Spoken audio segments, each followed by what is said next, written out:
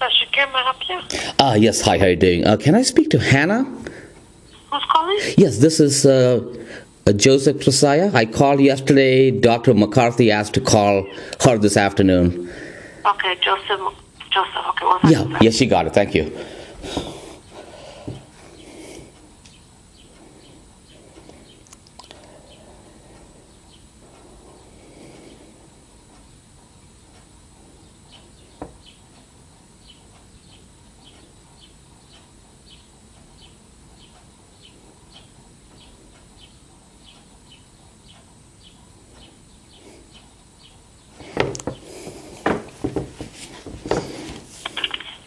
Sir? Yes. Okay, Mr. Joseph, what is your last name? Okay, last name is C.S. and Charles, R-U-S-S-I-A-H, Josiah. Josiah. Okay, 1 second. Thank you very much. Thank you.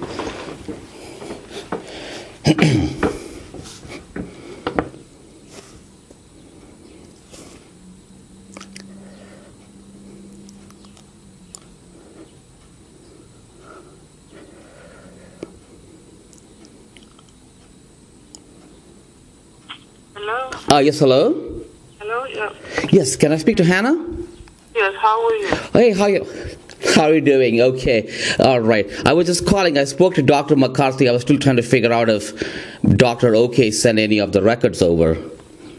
Yeah, we're trying to get him on the phone. I've tried like twice, but I'll still try to get him because I don't want a situation where they'll be talking over the phone. I want a situation where he's going to have like a meeting with us or something. That's what I'm trying to fix. Okay. If you can get, okay. I can go down there. You know, this week has been really busy. This past week. Right. Did you try with his? If I can get it. Right. You know, because I think he's really busy, but the practice manager, Nancy Vargas. Okay, let me... Yeah. Have you tried calling her? I think she's usually available, but I wanted to kind of add just one more thing because I spoke to Dr. McCarthy yesterday. I'm not sure if he passed that on to you because I have to go for some dental work. Yeah, he told me you called. Okay, good. Yeah, because that's the thing. In addition to that report, since I'm going for some dental work, and I had a big problem when I had the nerve block, for a root canal. Because 1.5 years ago, I had a big problem when I was getting a root canal with the anesthesia. So Dr. McCarthy said that you cannot do that thing without anesthesia. And so I wanted to see if Dr. OK can say what's going on with that.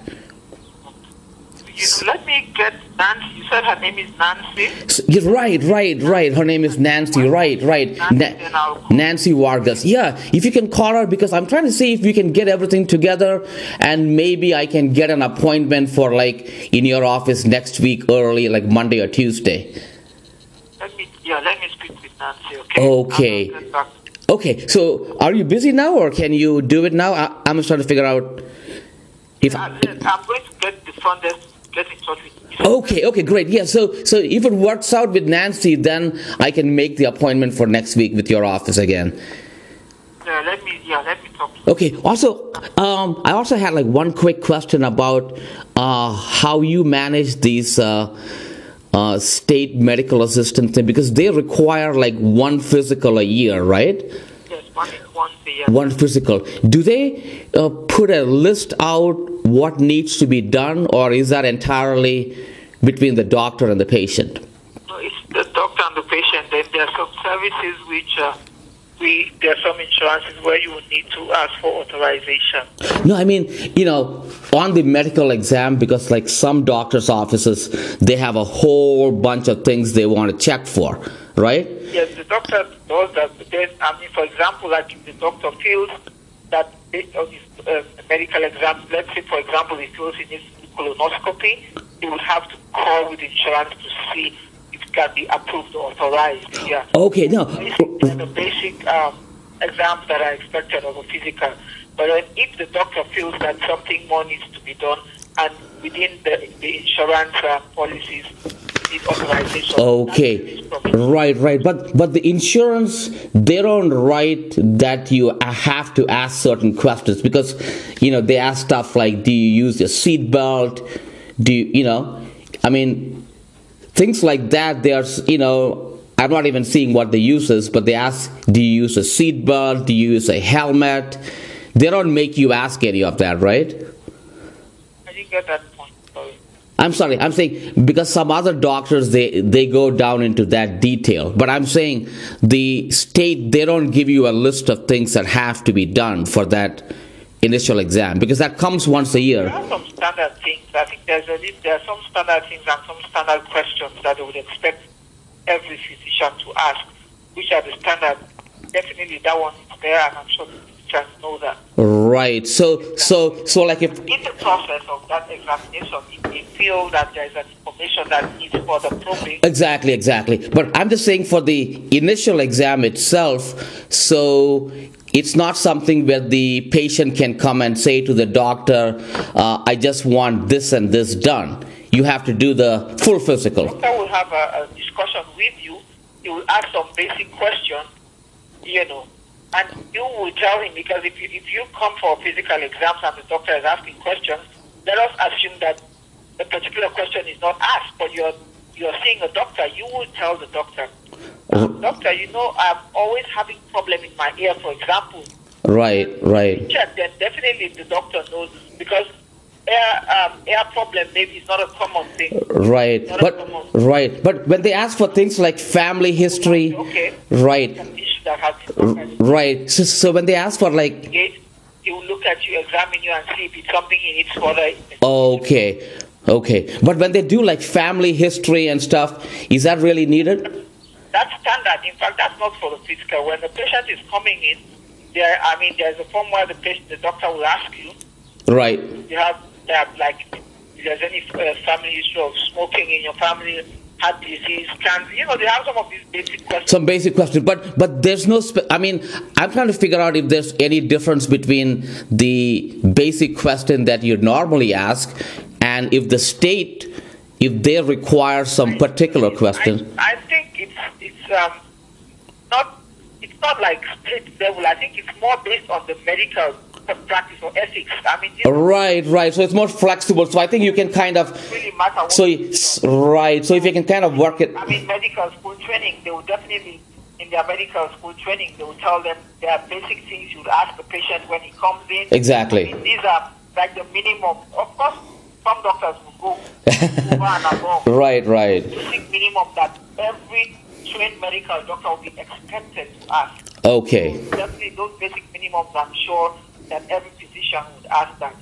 Right. So, and also when you give a referral, you are trying to build up some information for the specialist. You're not just sending the patient completely blind to the specialist, right? So you're trying to. If there's a specific issue, for example, if the doctor has established that the person has a serious ear effect that requires specialist attention.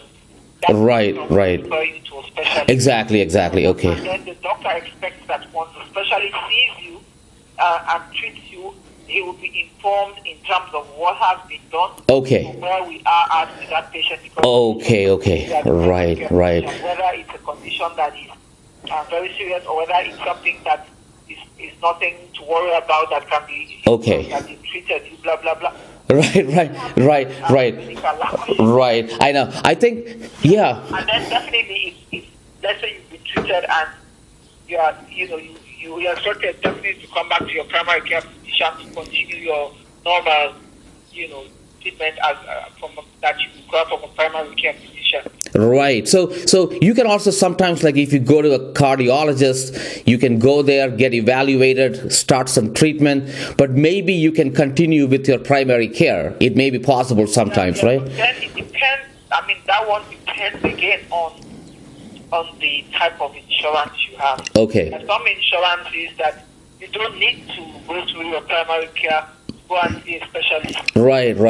Okay. Kind of, if you're PPO, for example, like for example, women, you can just walk into any eye doctor that I have eye problem with your PQ. That's Okay. the insurance that Okay. is liberty to do that. Okay, okay. Insurance will say you go see your primary care. Right. Primary care has to establish the need for you to see a specialist. I mean, all of that, of course, has to do with to judicial utilization of resources, more so when it's like the government-funded insurance. Government would not want to leave it open where people can just go to specialists, even when they don't need it, when it's something that can be handled with the primary care physician, because the specialists are more expensive. Right. And the primary care physician. So like if you just come in saying, if you just come into the doctor, to the primary care, you can't just tell the doctor, okay, give me a referral to a cardiologist. The doctor has to find some problem like that, right? Present to him in his examination of you, in his discussion with you,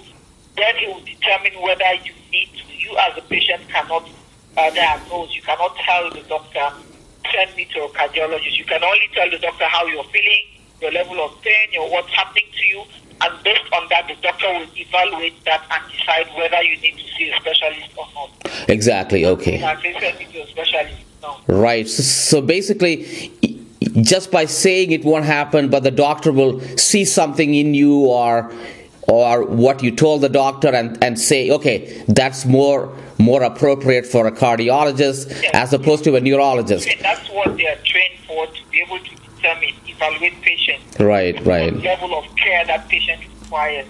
Okay. The doctor has their own expertise. Right. Even in a case where the doctor sends you to a specialist for a particular reason, and you go to that specialist, that other specialist will evaluate you to see whether the problem is within his purview. If he feels that it's something that is outside his purview, he definitely is going to communicate with your primary care physician that you require further specialization in a particular area. Okay.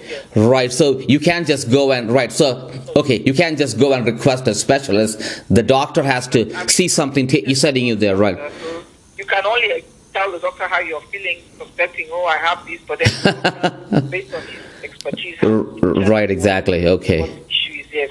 And if he cannot determine it within his own area of specialization, he would refer you to a specialist to do the evaluation. Right. So he only sends to the specialist to who he thinks is the right one. So if you think you have a heart problem, the doctor won't send you to a neurologist, right? You would go like hello? I didn't get that. Oh, okay. So really, if a doctor sends you to a cardiologist, usually he's thinking that's where the problem is, as opposed to a neurologist. Because if you have some cardiologist, it is based on your discussion with him and what you present. Right, exactly. I mean, whether it's a cardiologic thing or a neurologist. Okay. Like I said, it is all based on your discussion with the doctor, what you present. Right. Because he will ask you certain questions. Like I said, that's their own training, where he will ask you specific questions, and based on that question, your primary care should be able to determine whether you need a cardiologist or a neurologist. Okay. If they send you to a cardiologist, the cardiologist examines you, because he is a specialist in that area. He might also think that you need beyond that and suggest that definitely he will send a report to your primary care physician that I have looked at him, blah, blah, blah. I have, based on my discussion with him or based on my findings, this person would also require, so that's how Exactly. Okay, yeah, so, okay. What I'm going to do now is I'm going to call Nancy, right? Right, Nancy Vargas. Yeah, she's always at the office. So, yeah, she's the office. She's the prac. Okay. Let me get you. Okay, thank you very much. Yeah, if you can, thank you. Okay. Okay then. Okay, thanks for your help. Okay, bye-bye.